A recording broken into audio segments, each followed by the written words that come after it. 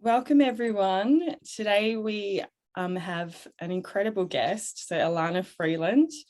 I've recently come across Elana's work and just been blown away by everything that she's been doing. So welcome, Elana. Thank you so much. Gabby, yes? Gabby, yeah.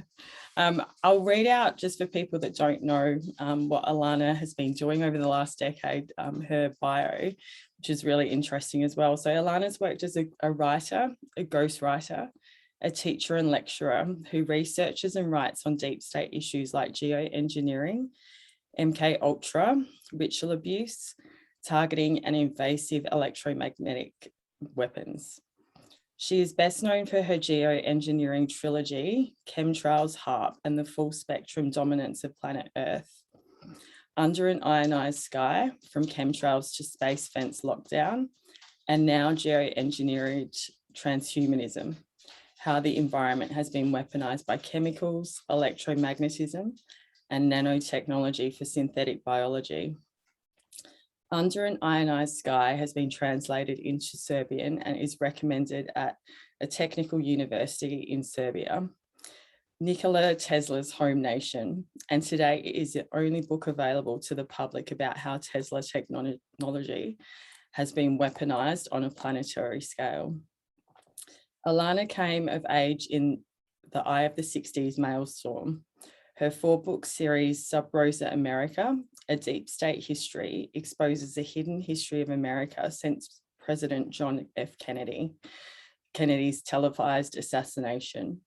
Her second major during her undergraduate days was biology, and later she earned a Master of Arts degree from St. John College, concentrating on historiography, basically the art of doing research, and her thesis was awarded honours. So wow, Elana, you've done so much to raise awareness for such a, very hidden topic of, around the manipulation, the mind control that's happening, right from that individual scale of MK Ultra on targeted individuals and quite often vulnerable children, to how that's been sort of relayed from micro to macro to the mass population. Yes, it's mainly, I think you've struck it. It's mainly the mass population that I'm most concerned about. I'm an intellectual and have been pretty much my entire life.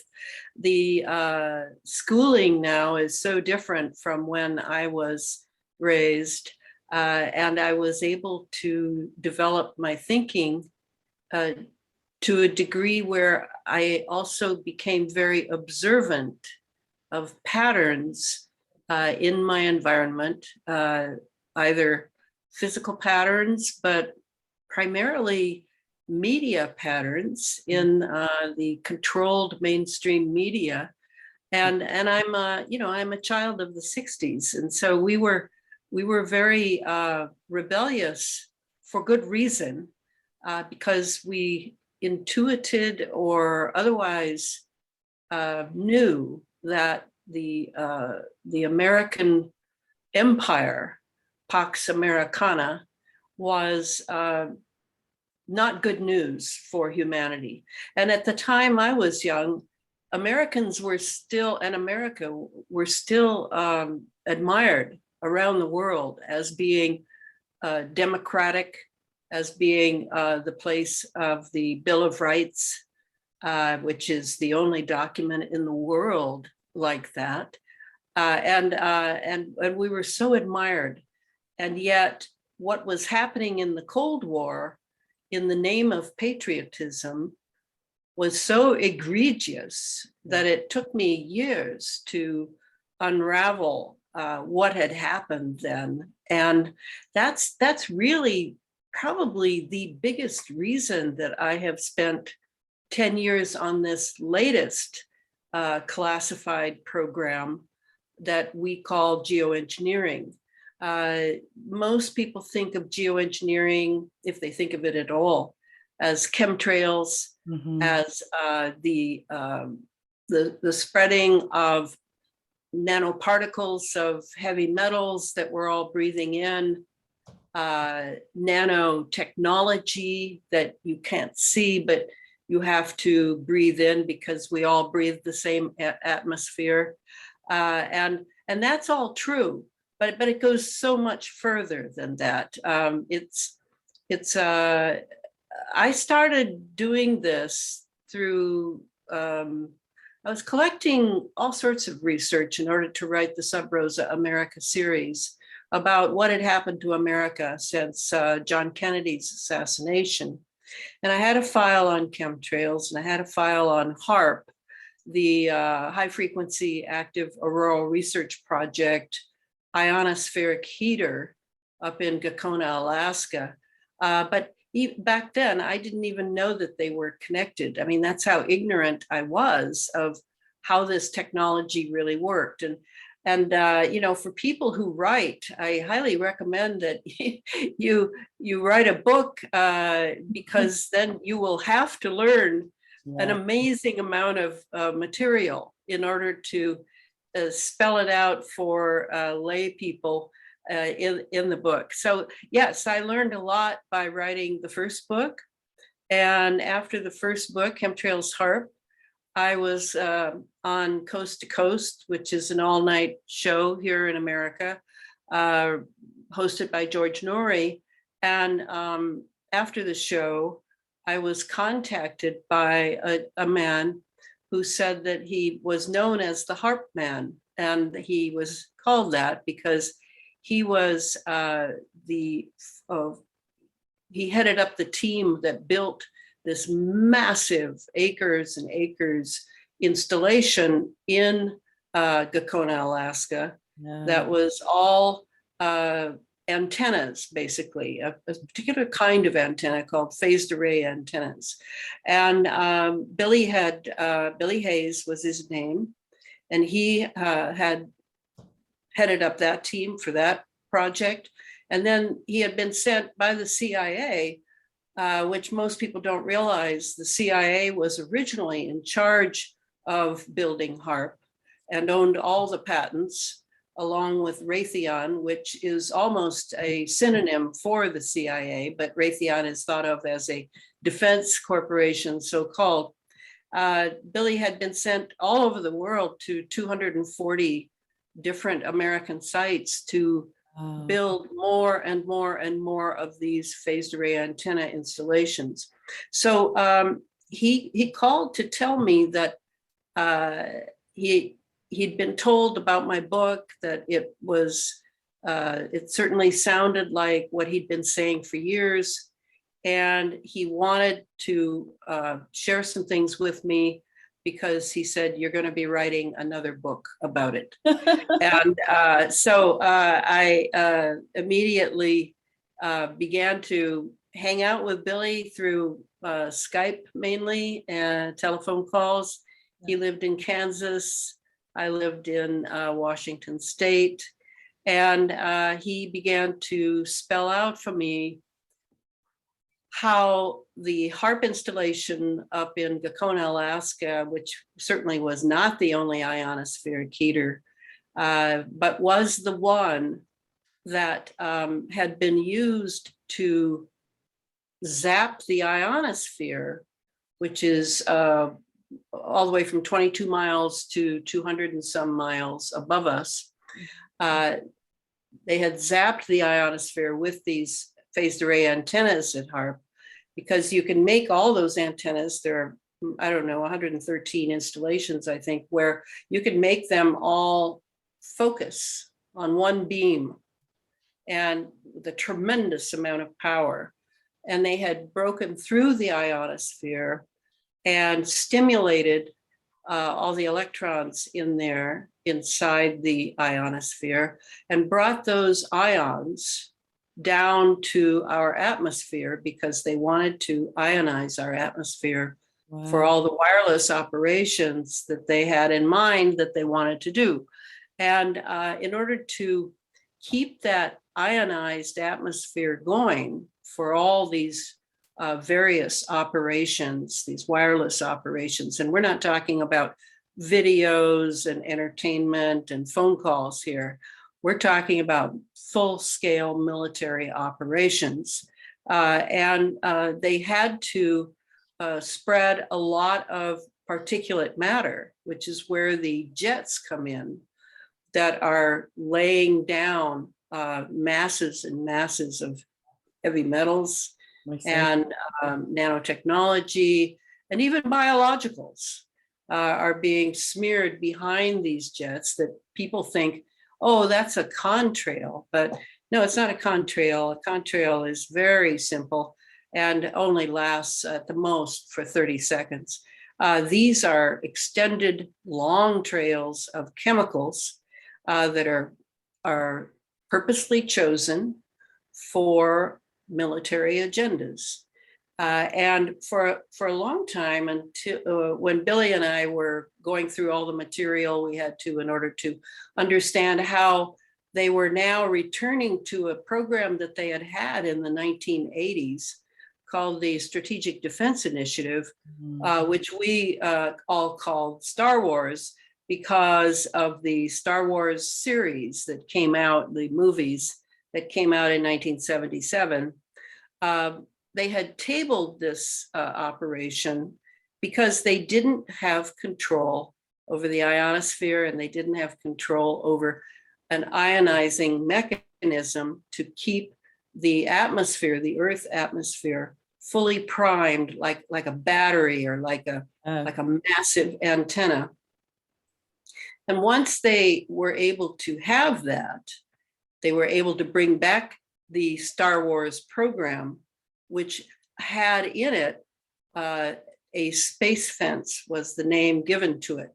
And originally it used to be sort of a missile defense system of radar installations that went across the entire southern United States from coast to coast, a big necklace of them.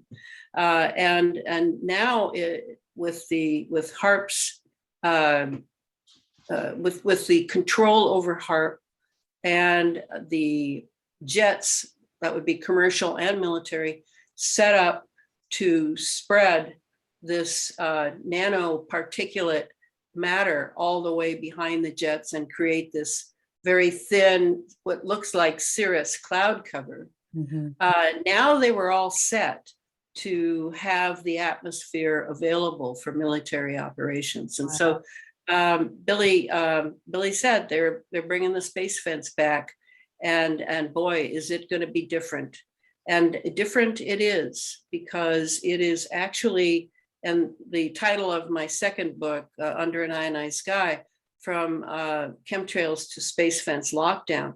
I'm very serious about the lockdown. So if I were to translate the space fence for people in what we would experience here on the Earth, because this extends all the way into space, it would be like a smart grid. Yeah, I think we've used that term, smart grid, and smart always means computer, artificial intelligence run, and very much something that is not friendly to humans. I'll put it that way. yeah. It may be very convenient. It may seem very cool and lots of bells and whistles with it, but it is basically a weapon system. So the space fence was brought back and was developed by Lockheed Martin much further than it had been before. And so we are now in that space fence lockdown. And though people generally don't feel it, I think they feel it in the summer when the heat that is coming from the sun seems incredibly hot. I mean, like cat on a hot tin roof hot. And that is because the primary nanoparticles spread throughout the atmosphere and kept going every day are aluminum oxide particles. And aluminum is very cheap. It has 4 times the surface area of other metals. And they need that up there because you can't transmit communications in a vacuum. you've got to have a lot of particulate matter. So they chose aluminum because it's a desiccant. It's very drying. And that's the story behind why the air feels particularly hot and particularly dry. It's because of the aluminum nanoparticulates up there. So that's what we're breathing. So now we've got tons of aluminum in us. And that's why the numbers are climbing of Alzheimer's at one end of life, and the age is dropping to where people in their 40s are getting Alzheimer's. And then at the other end is the autism of children, which is just skyrocketing. Yeah. Aluminum is, a lot of people think of aluminum when they think of inoculations that children are given at the beginning of life, because one of the adjuvants in the inoculation is aluminum. But there's much more aluminum we're dealing with now, because we're breathing it. It's in our water supply. It's in the GMO foods, which I believe Australia also has GMO, right? Because the reason I bring this up, it's a huge issue to me, because Russia has made it a felony to bring any genetically modified seed into Russia. And all the crops in Russia are now organic, because it seems to me that Russia cares a lot more for its people than we in the West are cared for by our leaders. So when Billy helped me do this, I wrote that second book. And then it was during the second book that I realized that I really had to return to the biological, because Clifford Carnicom, who was the independent scientist I had worked with for the first book, Clifford had collected a lot of particulates and detritus in the condensation that he was collecting after the jets would fly over northern New Mexico. And he was also collecting it from his HEPA filter and examining it under his microscope. And he found this disease, a filament which was being called at that point Morgellons. And the Morgellons, a lot of people, when they heard Clifford was examining the Morgellons, which basically was like a black filament, very tiny, but you could see it with your eyes. He spent quite a bit of time trying to break into this polymer sheath that presented itself, and it was obviously coming down from the sky. And we collected a lot of red wine tests where people clean their mouths out really carefully and then sloshed around either red wine or grape juice in order to dye any material that would come out, and then would spit it into a clean glass jar. And I admit that I was definitely aghast when I saw this little black filament, after I had spit into the jar, wiggle its way across the bottom of the jar.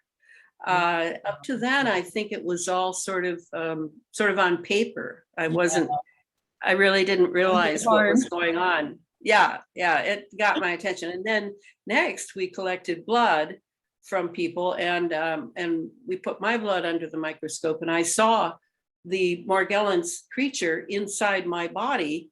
Wow. From inside my body, eating and sucking out the iron from my red blood cells. So I realized that Clifford was definitely onto something. And he kept very close notes on this, and his notebooks are very valuable for the future. When we have a more honest government, one can only hope. Because he tried to get in touch with the Environmental Protection Agency, with CDC, he tried to get in touch with several agencies in the US government to send them some of his findings. Yeah. He assumed at that time, being naive, that they didn't know what was going on. Meanwhile, they wouldn't respond to him, but he could see from a little software that he had on his computer who visited his site. And it was at times in a week's time, there would be over 125 alphabet agencies of the US government who would be hitting his site to see what he'd come up with. So how long very ago quickly. How long ago was that, Elana, with him? That was about 10 years ago. Yeah, so interesting, isn't it? Yeah, and then they took that software down, so they couldn't do it anymore. But that gave him the insight into how classified the program was, and that they were still trying to find out how much he could find out in his time period. Wow. So I really went from knowing nothing or just having a few notes to the second book extensively describes how the space fence is set up on the Earth and above the Earth. In a ring around the planet that looks much like a ring around Saturn. And that ring is composed of a lot of these nanoparticles of metal, all of which are magnetized up there. And so if you can imagine that magnetized there around the equator, and then there's us on planet Earth, and we're sort of trapped between our radar installations, our cell towers, all of the equipment of electromagnetism here on the Earth. We're trapped between these two ends of the space fence. Meanwhile, inside, we have breathed in all these heavy metals and nanotechnology. Now, a lot of that nanotechnology we have not been able to see, because you need a nano is 1/1,000,000th of a meter, and you need electron microscopes in order to see at that level.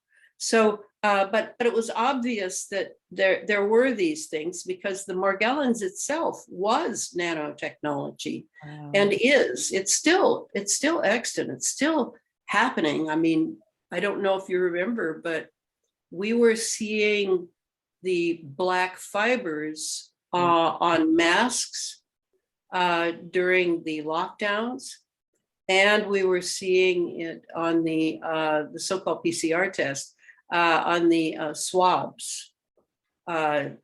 It was there as well. Yeah. And now I just received we've seen it actually come down in rainfall. So in like, you know, a container that's collected water, it's been there. Yes. Yeah. Yes, it is definitely still being delivered. Yeah. And then today I received an article, a little YouTube of how it is actually in women's sanitary pads. Whoa. And along with graphene oxide, which is another nanotechnology that we have now determined is going into the serums, being inoculated into people. So we have this delivery system from the sky, from aerosols. And then we know that there's another delivery system, which is the inoculations.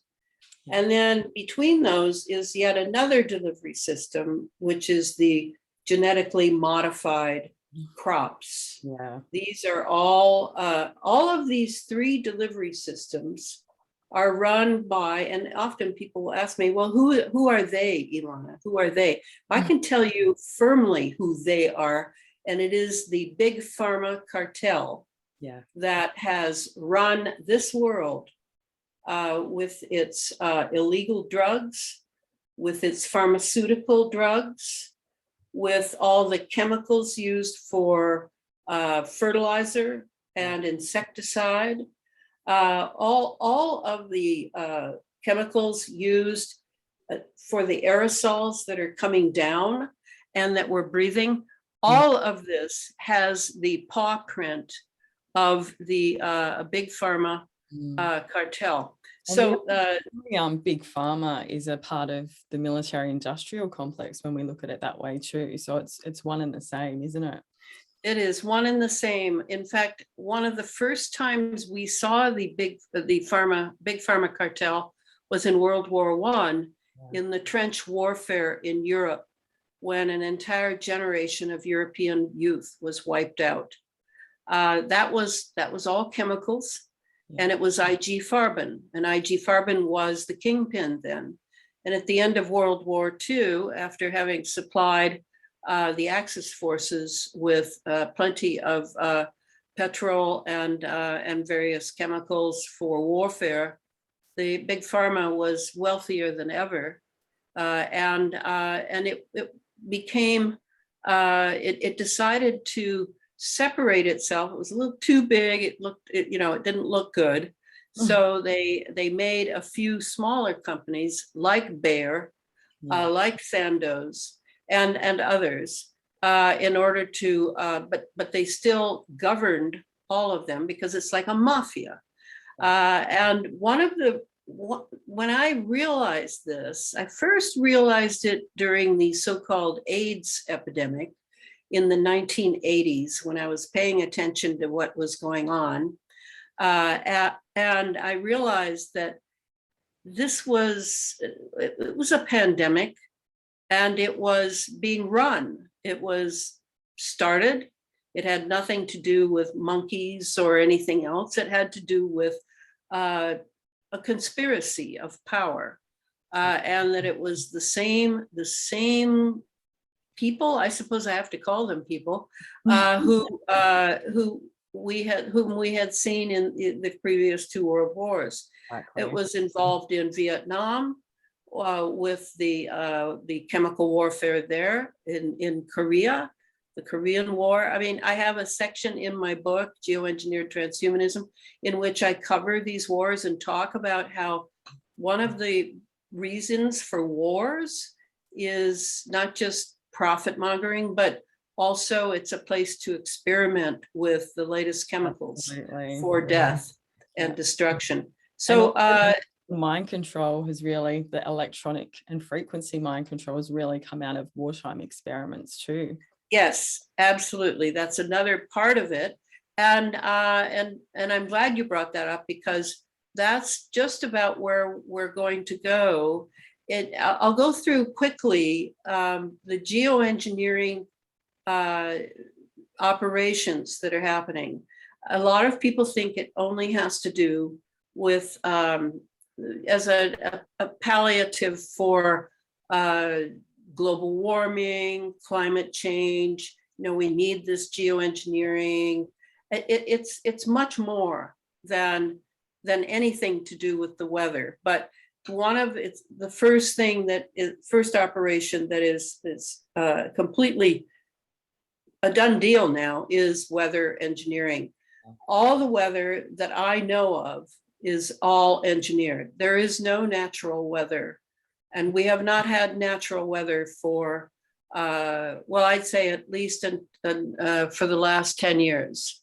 Yeah. So that's part of it. Those clouds that we see in the sky, whether they're the cirrus kind or the ones that puff up like storm clouds or any other type of cloud, they're all made of plasma now, and plasma is created with particulate matter and heat and the chemicals. So I don't think, no, in fact, I haven't seen a real cloud, the real clouds of my youth, when I used to lie in meadows and make things up that I saw in the sky.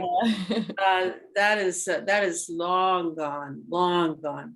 So weather is the very first operation. Then there are electromagnetic and chemical operations that are going on, where people are seeing perhaps spirals in the cloud and in the sky, seeing meteors. They say that they're meteors, but they're not really. They're actually plasma experiments going on. So there's that. And then there are planetary changes that are being made through geoengineering.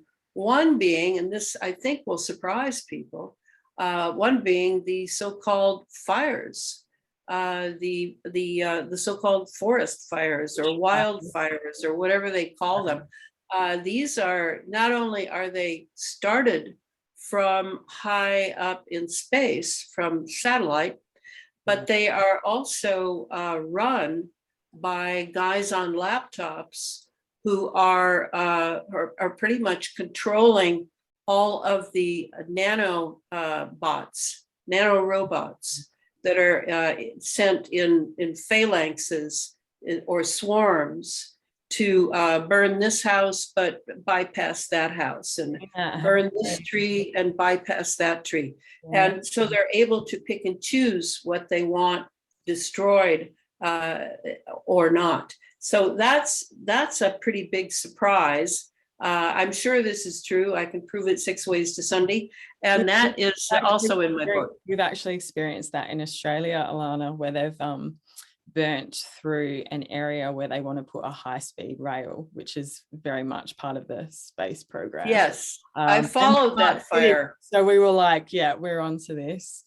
Well, it's just incredible. And when you were talking about HAARP before, I just thought I'd let you know is we've actually got a HAARP station in Australia. It's in Exmouth in Western Australia, and it's run by, you guessed it, like Raytheon, Australian Federal Police, and the military and Navy. That's right. It's well, yeah. Some people actually, in Australia and New Zealand and Canada and Britain and the United States are all part of the Five Eyes. Five Eyes, yeah. Or what used to be called Echelon. Yeah, they all scratch each other's backs, so you might say. Network.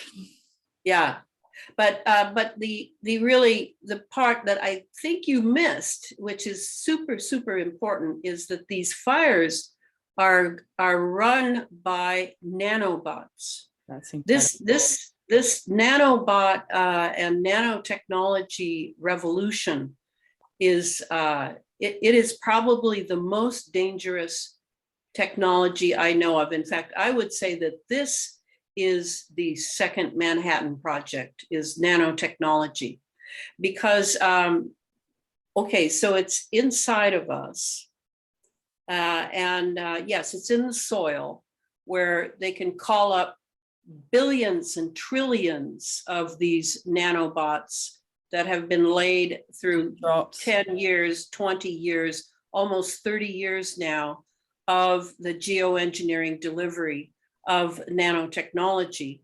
They can call it up in order to serve as minions running fires, but in our bodies, the same thing can happen. They can be called up by 5G and 6G systems to sabotage us from within, to deliver things that are perhaps being deposited by inoculations. And then once it gets into our body and is in our blood, then the nanobots are programmed remotely to pick that communication up that is coming in through the inoculation and carry it to the rest of the body, or more perhaps just to the kidneys or to the brain, or whatever. So this is really, to me, my main concern, especially now that the doctors and researchers are finding this technology that I've been talking about for some time. They're finding it in the serums, yes, and they're finding it in the post-inoculation people, in their blood.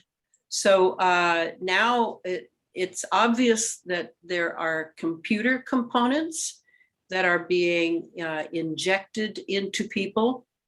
And these computer components then sort themselves out once they're in a warm environment like the blood, and they put themselves together into routers, into all the components you would need for communication device. And it seems to me that that part is sort of upstaged by the mRNA part, which is the genetic alteration that is being done through these inoculations. But that's going on at the same time. But more striking to me as I study it more and more is this insistence on 5G systems. If you recall, during the lockdowns of the last 2.5 years, the busyness of the white vans, at least in the US, would pull up and workmen would jump out, and they would be getting up those 5G antennas everywhere they possibly could, as fast as they could, because this 5G, and I always add 6G to it, because the 6G, whereas the 5G is millimeter waves, which are bad enough, the 6G will be terahertz, and that will just rip our DNA to shreds. So this system is being put in place so that the first transhuman generation, which I believe now is underway through those who have had at least had 3 jabs, that they will be run primarily by 5G and 6G systems, especially when I saw how much graphene oxide they're injecting into people's blood. The graphene oxide is well known. It's coming down from the sky. It's in as you were saying regarding the Morgellons, it also is in the precipitation that's coming down, and so graphene oxide is in so many things today because it is probably the greatest conductivity agent that they have, and so it also is self-replicating, much like Morgellons. Morgellons is self-replicating as well. And so that can get into the blood. And eventually, I believe what they want to happen is that when they have it all done, said and done, with their remote control over this transhuman generation, the graphene oxide will have become, through a process called teslaphoresis, it will have become the nerves in our bodies. It will replace our nerves, which are natural human nerves, with a machine type of nervous system. And that will be the arrival of the first generation of transhumans. So what of the rest of us?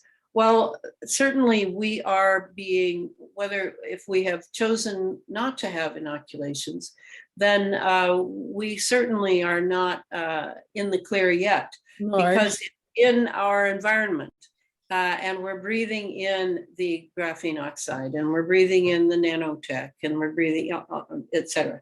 So I'm sure that they're still working on that aspect in order to capture the rest, because what they really don't want anymore at all is an actual human race that is anchored in nature and in spirit.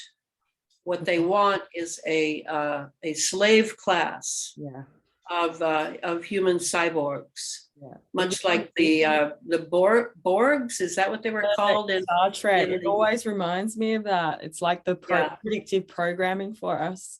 It really is such a multifaceted attack on human consciousness. Very much so. Through frequencies, heavy metals, these self-assembling molecules. And it all comes back to mind control, doesn't it? They want to destroy human free thought to make us control. Well, and yeah, and one of the most fascinating parts that shows how devious and intelligent they are, and how dedicated to this they have been, I can only imagine, for the past 100 years, is the fact that they keep saying that there is this condition which has a virus. I guess I'm not supposed to say that word either. And that virus has never been isolated. Exactly. We have no proof that that virus even exists, Exactly. or the SARS, etc. So what's going on there? Well, what's going on is something that I myself have now experienced, which is they're changing molecular biology to digital biology. And what that looks like is, first of all, if there is no virus, and I highly recommend Thomas Cowan, MD's book, let me see if I've got it here. Yeah. History. The Contagion Myth. Mm-hmm. This is the book where Tom points out in many ways how the germ theory of the West is completely bogus, and has instead served those who want us in a fear condition forever to make profit from us. So, all right, so what they're doing now is, imagine that they can, because they can do this, imagine that they can transmit by 5G and 6G through an algorithm a set of symptoms to you that is then picked up by the nanobots in your body and spread throughout your body to basically make you feel sick.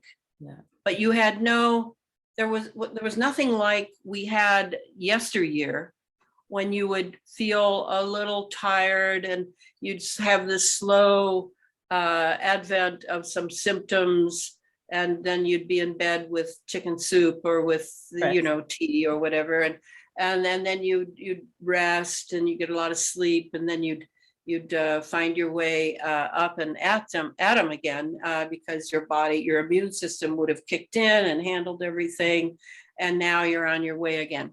Now, if it's being sent in digitally as a transmission, an electromagnetic transmission, and it's only the symptoms, you will get it like that. Wow. There is no lead up there, because it's not a sickness. It's a set of symptoms digitally imposed on your body. And I had this happen on my book tour in April. I was attacked.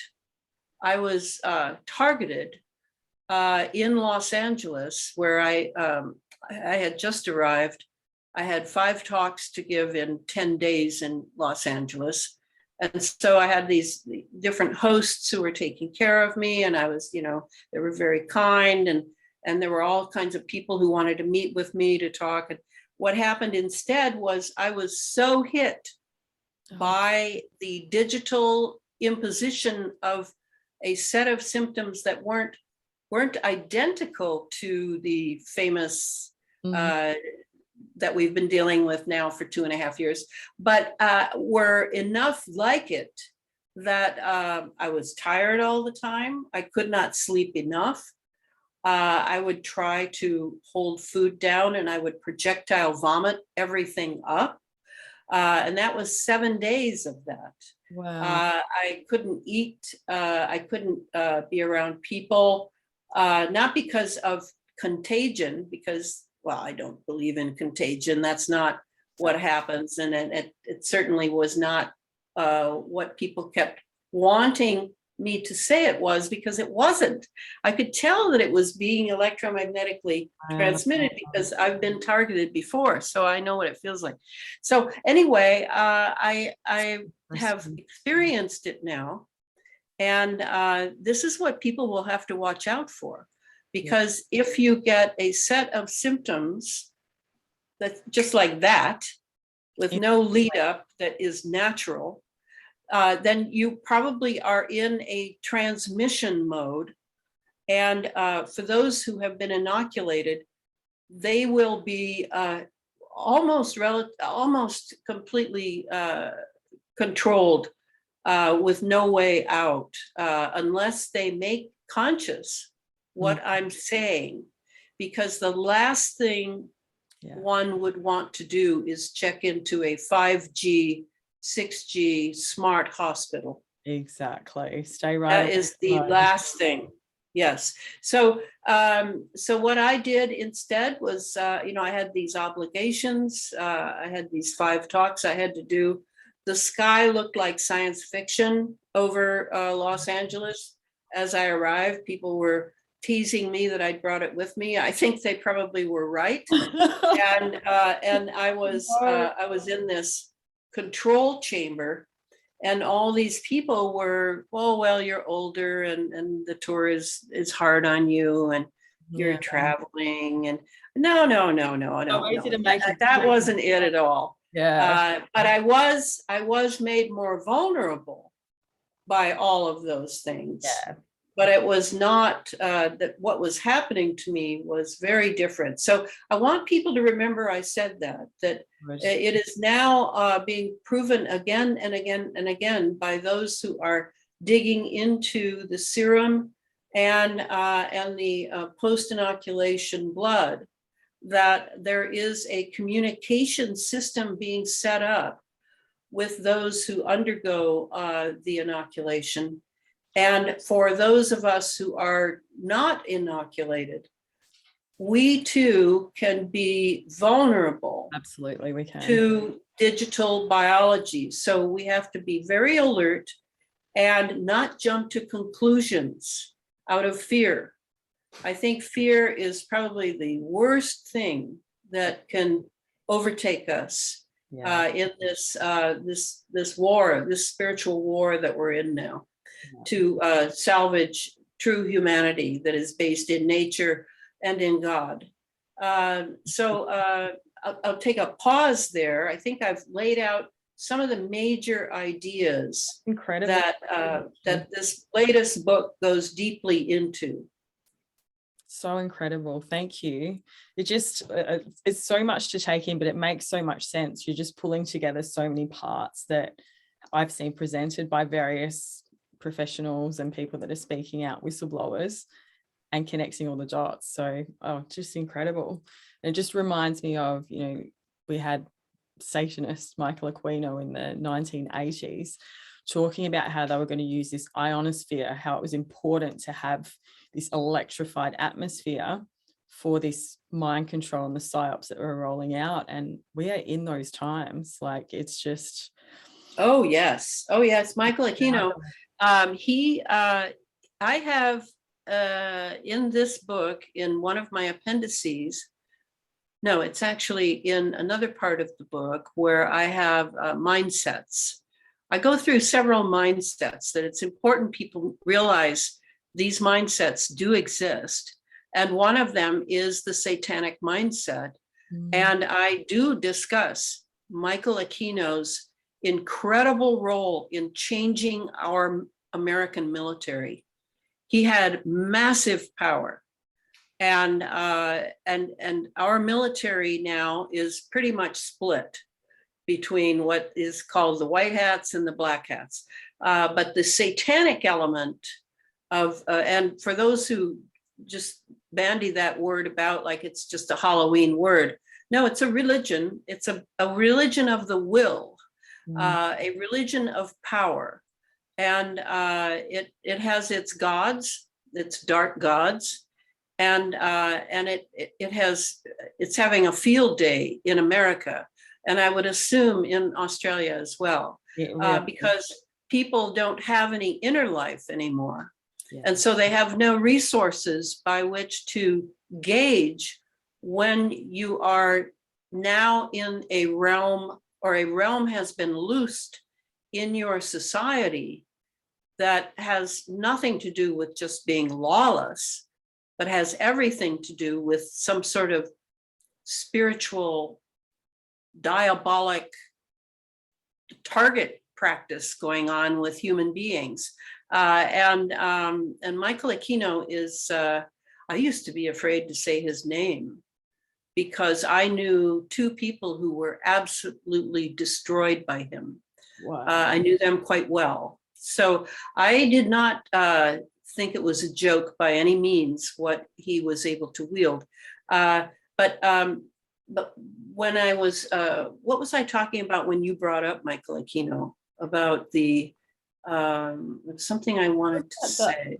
He spoke a lot on The ionosphere. Ionosphere and using that for mind control in his military psyops. And he obviously was an insider who understood quite well. I mean, you know, there's a lot I could say about him, but anyway, yes, the ionosphere is absolutely controlled now by certainly NATO forces.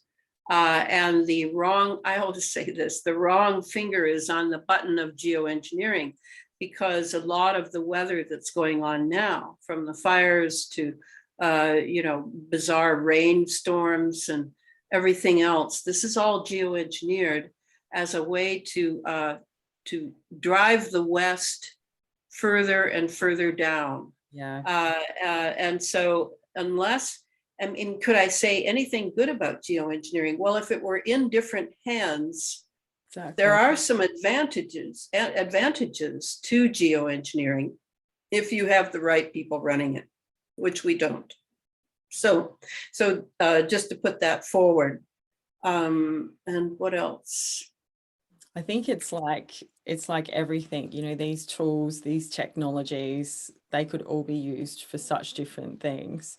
You know, I look around at the world today and just think, with all the efforts that they are going to now to, you know, isolate people's DNA and be able to like hook them into the World Wide Web, etc. Like, imagine if we actually used these technologies for the good of humanity, where we could be. But it's not the case at this stage. We're really living in an open air human prison. Well, and I think that we can kind of discuss a little bit about how we can meet this kind of era that is so criminal, because the power of the technology is so great. It's very attractive and tempting to those who want more power. And the rest of us, we have been lulled into a kind of stupor by the thought of having such fun toys and convenience, comfort, entertainment, and these we've been terribly taken advantage of, and now our very lives are at stake, and the very future existence of a human race based in nature and the divine is now obviously at risk. I mean, I do not stop. When I was younger, I wanted to be a great writer. I wanted to be a great fiction writer, like Nias Nin or others, and I read all the classics.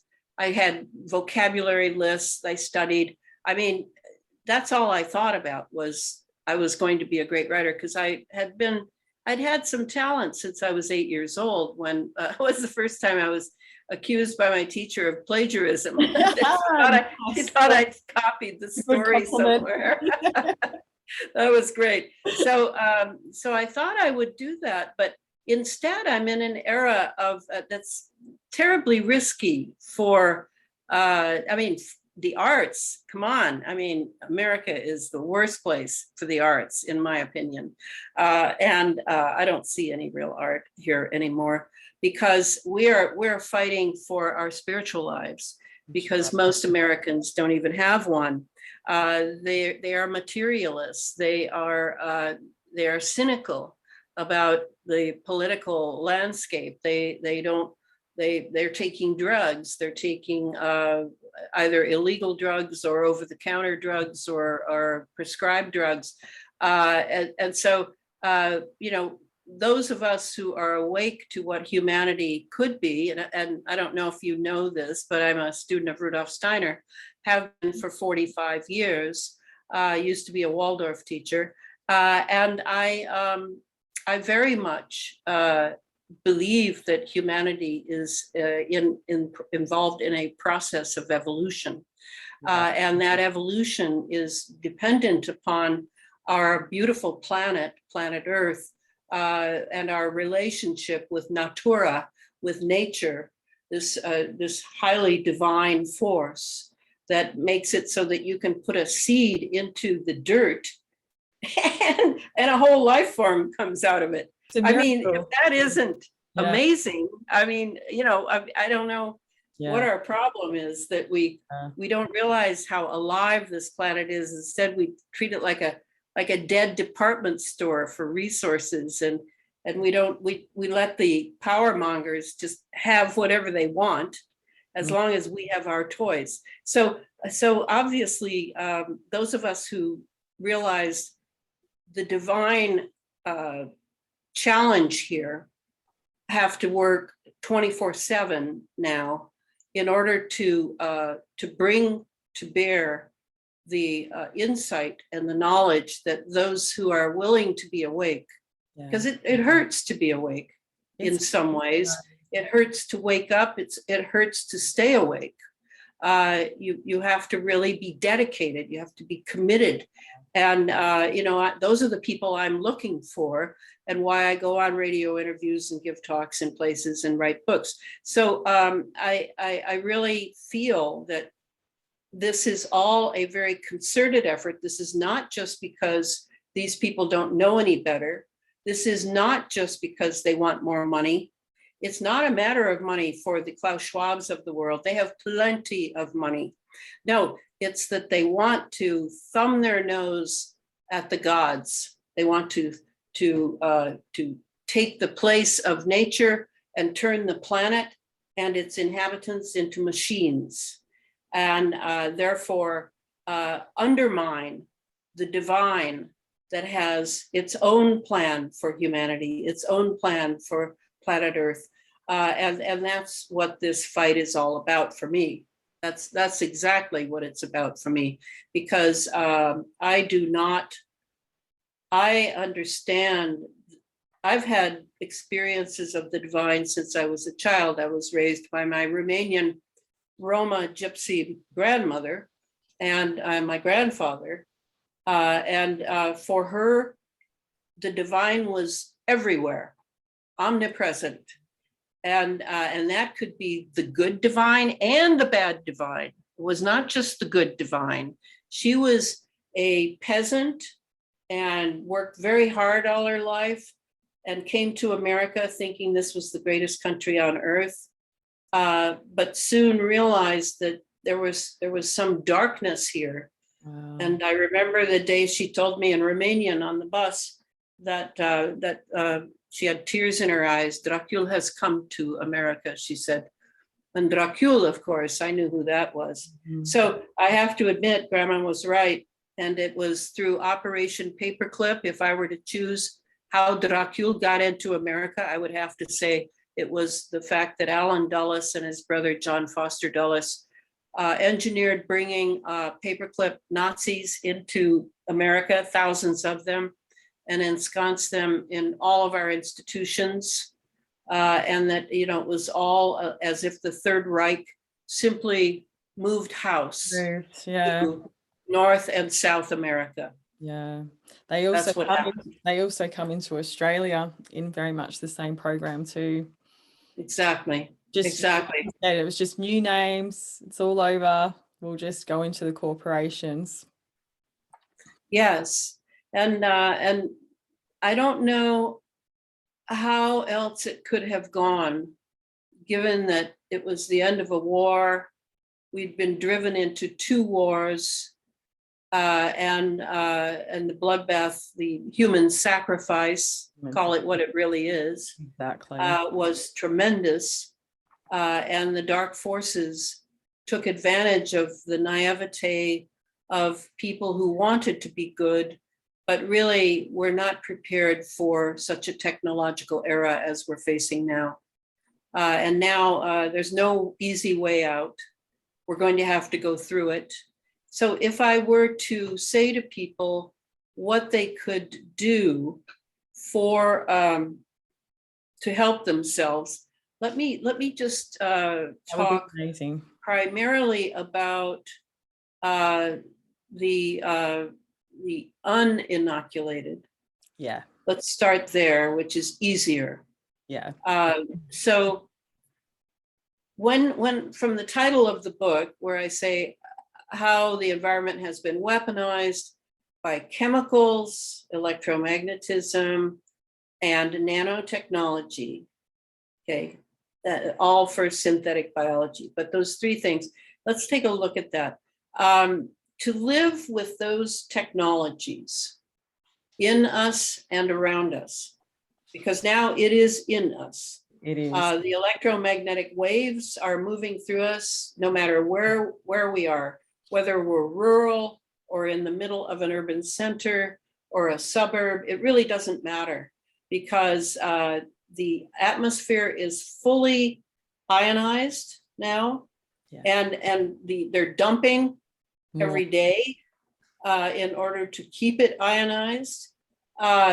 So to live in an electromagnetic environment filled with nanoparticles and nanobots and nanotechnology, how does one do that? Okay, so the first thing to do, if you're really serious about taking care of yourself in this era, is to examine your relationship with electromagnetics.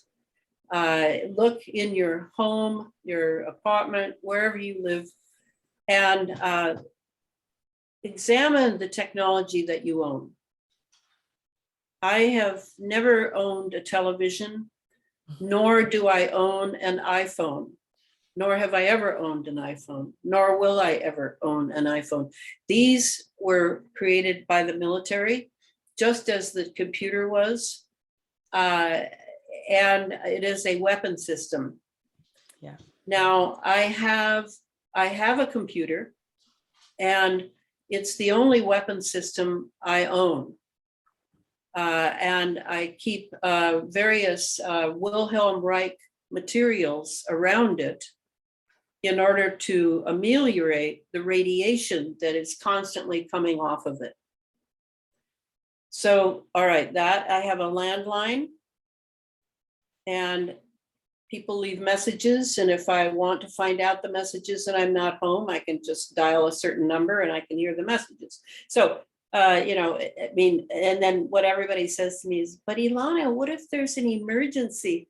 Well, there might be an emergency, because we have lived thousands and thousands of without years. them. And we have had emergencies, and we have figured it out, or we die. I mean, you know, it's like, okay, so that's not good enough in my mind to own a weapon system that can be used against us. How can it be used against us? Let me convince you of that. Okay, so the cell phone, let's take the iPhone. It has many app features on it. And these apps always make it sound like they only do one thing. The truth is that the military has all the frequencies that you could ever imagine on your cell phone. And they have absolute control over all those frequencies on your cell phone. You have no privacy whatsoever on that cell phone. And mainly what happens is the AI systems are simply being fed masses and masses of your data. That includes your biometrics, because all of the nanosensors that you've breathed in from all of the trillions and trillions of nanosensors that are dumped daily in the stratosphere, there are a lot of them in you that are picking up your biometrics and communicating them, because these are communication systems, communicating them to AI systems whether it's a guy on a laptop or it's the data center down in Utah, I don't know, or in your case in Alice Springs would be where that would be happening, or Exmouth. So that's how that works. Okay, so if I own more than one weapon system, I should get rid of the other two. And I am definitely saying to people, you definitely want to get rid of your TV, because it is not what you think it is. It has amplifiers on it. It has microphones. It has cameras in it that you don't ever see. It's picking up everything that's going on in your home. And you definitely do not want that thing in there. And I heard about with TVs too, like the latest versions with the plasma screens. I mean, I haven't had a TV for 15 years. Those are the worst. The plasma actually teaches your body, like it's like biometric, like it's like your body starts responding to that screen. So the frequency tech goes into you further. So it's constantly evolving in this control.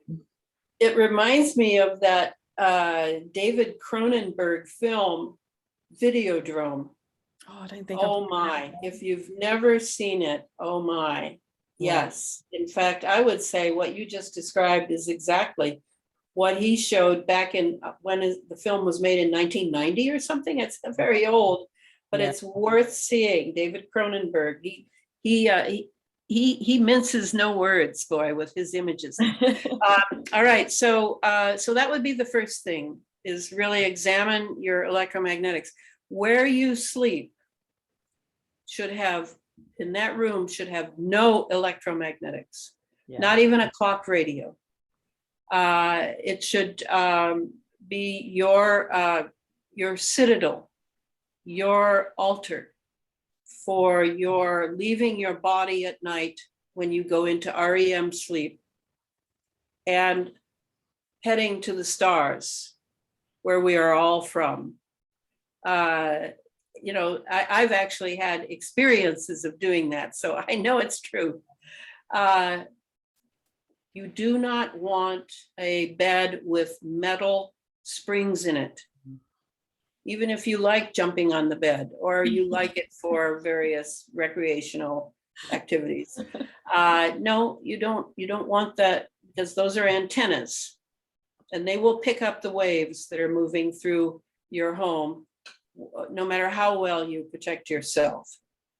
Okay, so that's crucial, because the pineal gland in the brain, the third eye so-called, is very much targeted by the technology being used against the human race. They are attempting to tear down our immune system and our pineal gland. These are the two primary targets in the human body, not really the brain. The brain they have access to quite easily, because if they have your, they probably already feel they have control of most human brains with all their propaganda. Yes, so yes, they do, because it's very easy for them to get your evoked potential by the EEG machines they have on the satellites. And according to Arthur Furstenberg, the author of a very good book called The Invisible Rainbow, which is a history of electricity, there are approximately 475,000 satellites up now, all right? So even if there's only half that number, they can do a lot. And so your pineal gland and your immune system are crucial. All right, so that's that. Now let's look at your diet. A lot of people are eating out, eating a lot of GMO foods, not thinking about it much, not thinking that the seed used for those GMO foods is completely unnatural, was made in a lab, and is turning you into a transhuman meal by meal. So, you know, to eat organic, yes, eating organic is not a panacea, but at least because of all the stuff coming down from the sky onto open fields of organic, We can't. But the seed itself is natural. Yeah. This is from nature. You know, you're going to have to think of the details of things now, because the devil hides in the details, always. So if I'm nitpicking, if I'm such a nitpicker, and I am in my book, I have over 1,000 footnotes, it's because I want you to pay attention to the details and make the right decisions, and not wait for the experts to save you. They're not coming. Absolutely. I can promise you that. Yeah. And the ones who come, maybe you shouldn't trust them. Great. Because they may not know, even the best among them, the most spiritually advanced among them, may not understand this technological move that has just recently been shown. So for foods, remember this rule. The nanotechnology in us, the nanobots, you may think of them as just little machines, which they are, but because they are made by laying one atom next to another atom, next to another atom, next to another atom, because they are made at the atomic level, they are not just machines. They have a consciousness, as does everything at the atomic level. Even the so-called atomic bomb of the Manhattan Project back in the 1945. Yes, it had a consciousness because it was made at the atomic level. Wow. The atomic level is right next to quantum dimensions, exactly, which are always conscious. And not, that doesn't mean, conscious does not mean necessarily our friends. Consciousness can also mean anti-human consciousness. So let's be a little cautious here. We can mix our spiritual with our technological, because they do have to do with each other. They do. And you can find your own relationships, just as I find my own relationships. So the nanotechnology, because it is alive and has a consciousness of some sort, and not alive in a biological sense. I don't want you to think that. It is not biological, but it is what they call, and there's a patent for it, called inorganic life. Wow. Now, wrap your head around that, because that's what these nanobots are. They swarm. They're like a hive of bees, or like the birds in the sky that all move together, a school of fish. They are a collective consciousness, a swarm consciousness. Like a hive mind kind of scenario. Yes, and that's the problem, is if they're in us, they are sent to wait for their master's voice, is the way I put it, for the remote messaging to them that they are now to move, and they are now to, like what happened on my book tour, they are now to take over my body and make it sick, where I can't eat for 7 days, by being able to control these swarms, which is what these laptop boys can do, then that puts us in imminent danger.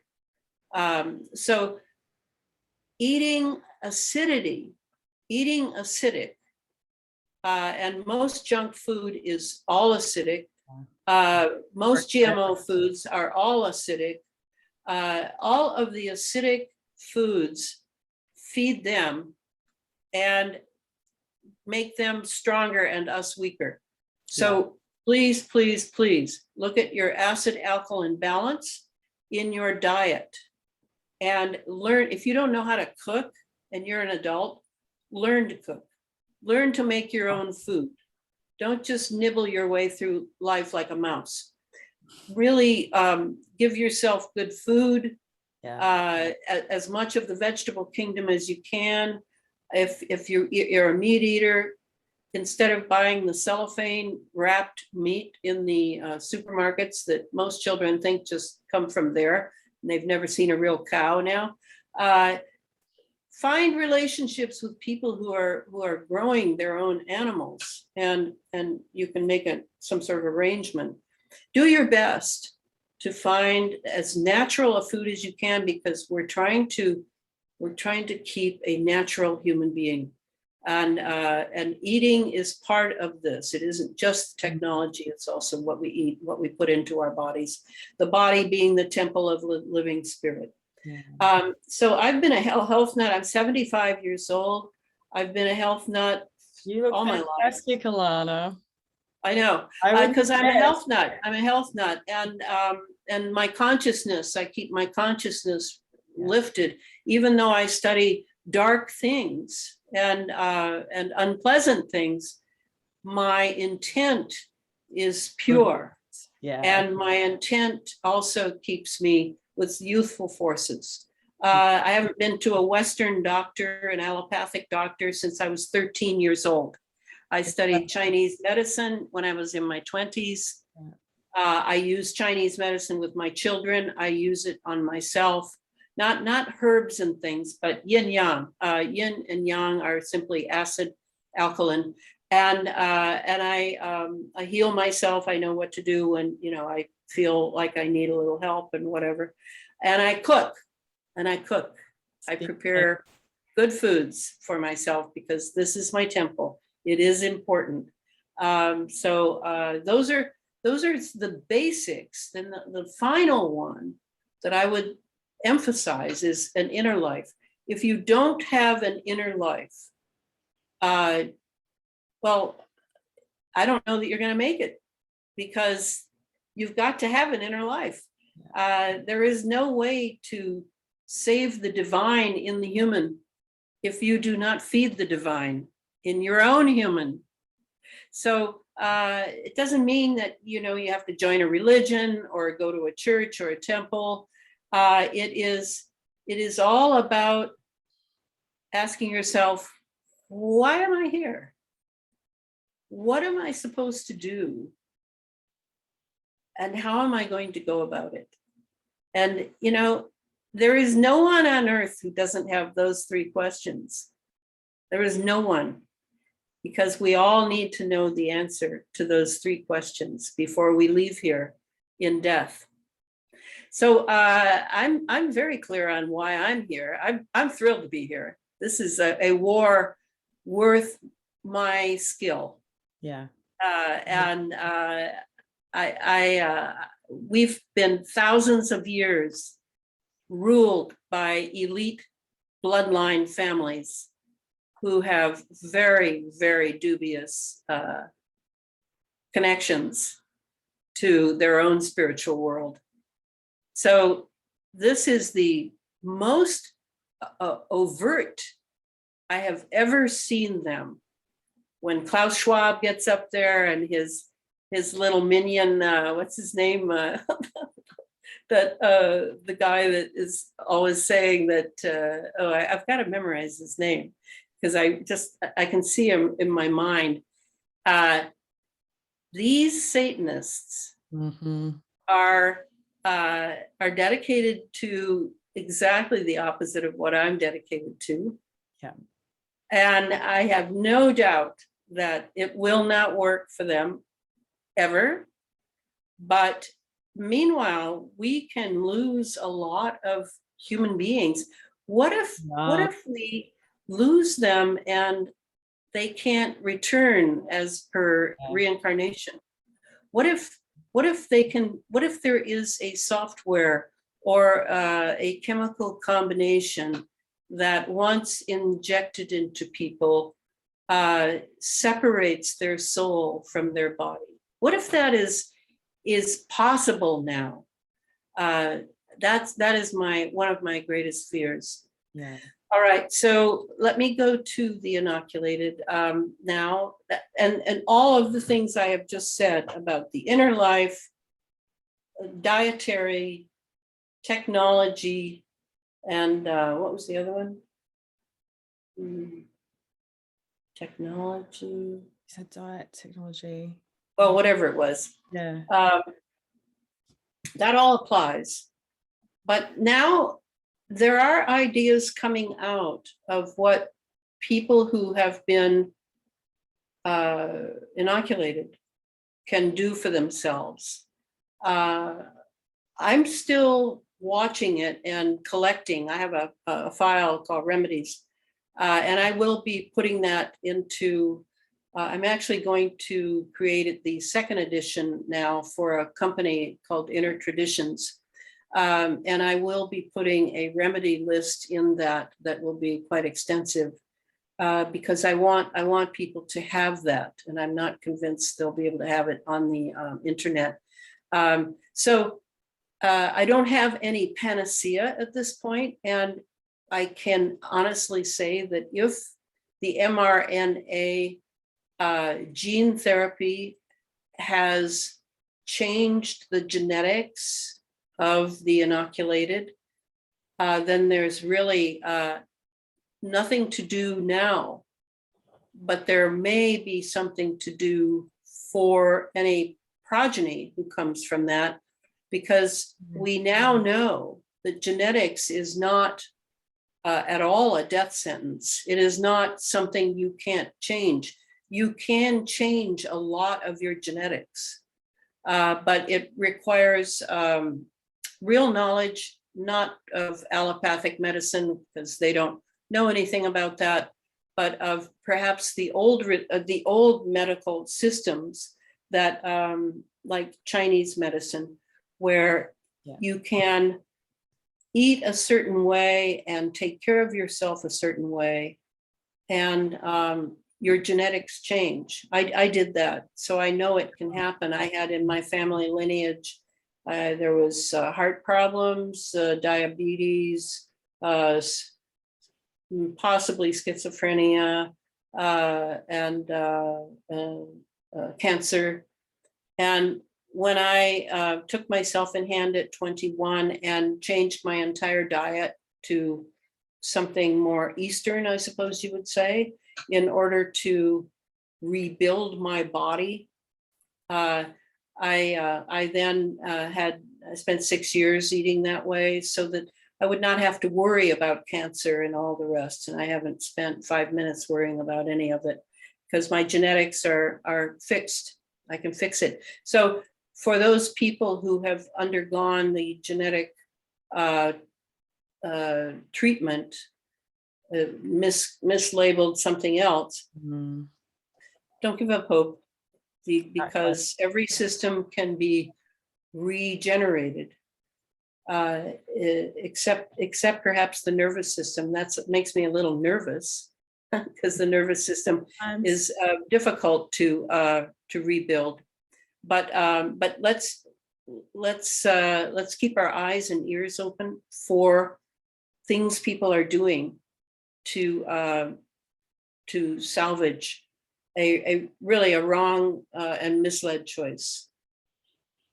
Absolutely. It really was information control, mind control of the general population that has forced so many into it's just a decision made without the right information. So I really feel for all of those people. And I too, like you, I've witnessed in my own journey with my health and recovering from being a survivor, our bodies are capable of incredible rejuvenation and healing if we give them the right space. We're in the right mindset. We devote ourselves to healing and to having that compassion for ourselves. It's really amazing what we can achieve. So let's pray that there is solutions coming forward. Well, that was fantastic, Elana, and thank you so much for those solutions as well. I just thought it's the way you teach is so beautiful, because it is such heavy and confronting topics that we're talking about now, with military mind control being rolled out literally around us and within us. But I love that you focus on what we all can do, and there's some really simple solutions there. And I guess at the core of all those, it's about us taking our power back, about us taking responsibility. No more leaders, no more false leaders. It's up to, I believe that's the spirit. And I would have to add, no more allopathic medicine. I really would. Yeah. It's a waste. Yeah, it's a waste until it gets out of the germ theory. Yeah, and the cut and dice and the drugging. this is an industry of sickness, and they promulgate sickness. And now they have these smart hospitals that are all 5G and 6G. I mean, excuse me. So I wanted people to know how to get the book, because in Australia, of course, it's like a major challenge. Oh, it's terrible. But the black and white is at Amazon and through booksellers. But the color edition is through a little tiny bookstore in Seattle, Washington, called the Rudolf Steiner Bookstore. Wow. And they carry the color edition, which is about $15 more than the Amazon version. But I was not able to get the color version done by the print on demand people without charging people way too much. So I have this funny little system now. And I just wanted people to know that the color, there's 60 illustrations, and the color is better, but you know, the black and white does all right as well. I'll pop the link for Elana's book in the video description as well, so it's nice and easy for everyone to connect and find that as well, and Elana's website as well. Beautiful. Well, thank you so much for your time today, and I'm sure I will have you back. I just feel like, whoa, you know, I researched quite a bit into this area myself, but you've really just pulled so much together. So thank you, and thank you for all you're doing to be a voice of truth in these times, and you know, helping people find their way back to that inner connection with source in all they do as well. It's really beautiful. Yes. You're doing both, so it's wonderful. And thank you, Gabby. Yes, this is wonderful. Thank you. You are so welcome. We'll chat again to you soon.